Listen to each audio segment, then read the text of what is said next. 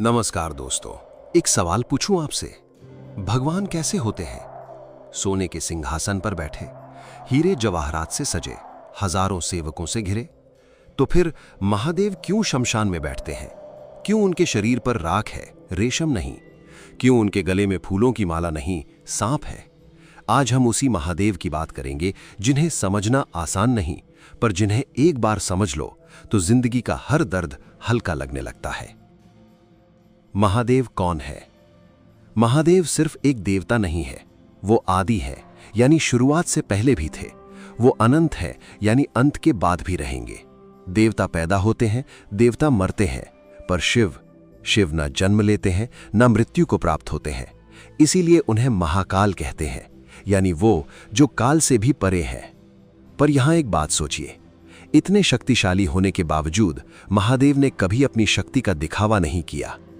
वो कैलाश पर बैठे रहते हैं, शांत, एकांत में। उन्हें न महल चाहिए, न सेवक, न प्रशंसा। यही उनकी सबसे बड़ी शिक्षा है।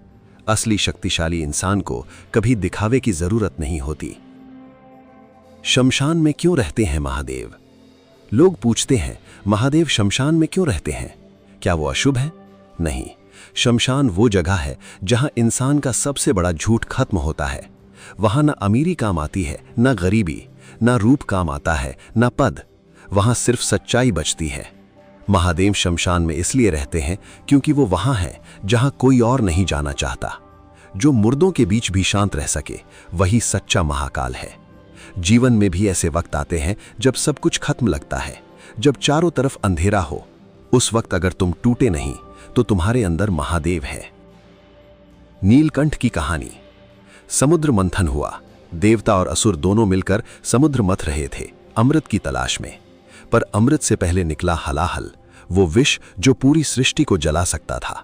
देवता घबरा गए, असुर भाग गए, ब्रह्मा जी चुप हो गए, विष्णु जी ने आंखें बंद कर लीं। तब आगे आए महादेव। उन्होंने वो विष अपने हाथों में उठाया और पी गए, पूरी सृष्टि को बचाने के लिए। पार्वती मां ने उनका गला रोक दिया ताकि विष नीचे ना उतरे, और महादेव का गला नीला पड़ गया। इसीलिए वो नीलकंठ है। अब सोचिए, जो इंसान दुनिया का सारा दर्द खुद पी जाए सिर्फ इसलिए कि बाकी लोग सुरक्षित रहें, वो कितना बड़ा दिल रखता होगा। तकलीफ खुद उठाओ, दूसरों को बचाओ। गंगा को जटाओं में क्यों रोका? गंगा स्वर्ग से उतर रही थी। उनका वेग इतना प्रचंड था कि अगर सीधे धरती पर गिरती तो धरती टुकड़े टुकड़े हो जाती। कोई नहीं रोक सकता था गंगा को, सिवाय एक के। महादेव ने अपनी जटाएं फैला दी। गंगा जटाओं में उलझ गई, धरती बच गई। फिर धीरे धीरे एक एक धारा के रूप में गंगा धरती पर उतरी। ये सिर्फ एक कहानी नहीं है। जब कोई बड़ी तकलीफ आए, सीधे टकराओ मत, उसे धीरे धीरे संभालो, जैसे महादेव ने गंगा को संभाला। महादेव की सबसे बड़ी शिक्षा।